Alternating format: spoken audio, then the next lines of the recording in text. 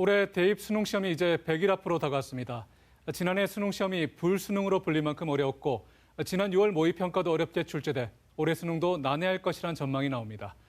특히 올해는 의대 정원 증원과 무전공 모집 확대 등으로 사실상 이과의 정원이 늘어나 수능 시험 결과가 어느 해보다 중요합니다. 앞으로 남은 기간 수험생들이 수능 시험을 어떻게 준비해야 할지 짚어봤습니다. 보도에 신병철 기자입니다. 대입 수능 시험이 100일 앞으로 다가온 지금 수험생들은 수시 모집 지원을 준비하면서 수능 시험 마무리 공부에 힘을 쏟아야 합니다.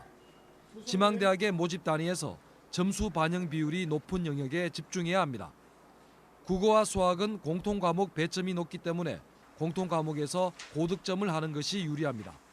사회권은 자주 틀리는 유형의 문제를 보완하는 데 중점을 두면서 난이도 높은 문항에 대한 대비를 철저히 하고 중하위권은 부족한 개념을 보충하는 데 최선을 다하여야 합니다.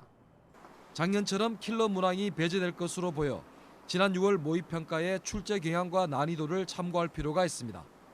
또한 지난해 수능 문제를 포함한 기출문제도 반드시 풀어봐야 합니다.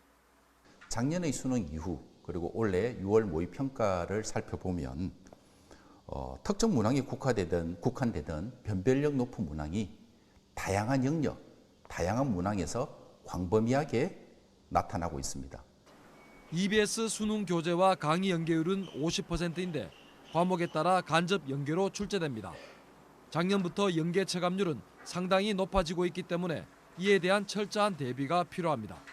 국어는 EBS 연계 지문 풀이뿐만 아니라 생소한 작품도 접하는 연습을 병행하고 수학은 중상 난이도 문항이 늘었기 때문에 빠르고 정확하게 푸는 연습을 해야 하고 영어는 매일 시간을 정해놓고 문제풀이감을 유지하는 게 좋을 듯합니다.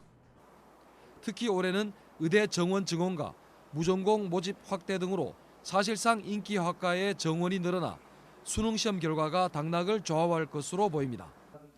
정시의 경우 특정 과목의 점수가 너무 낮게 나오면 상위권 대학의 지원이 어렵기 때문에 국어와 영어, 수학, 한국사, 탐구 영역에 적절한 시간 안배가 필요합니다.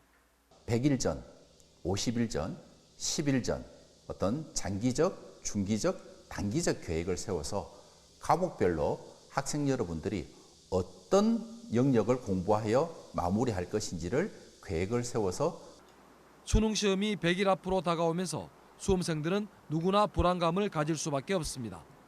하지만 긍정적인 자기 암시를 통해 자신감을 유지하는 게 무엇보다 중요하다고 입시 전문가들은 조언합니다. MBC 뉴스 신병철입니다.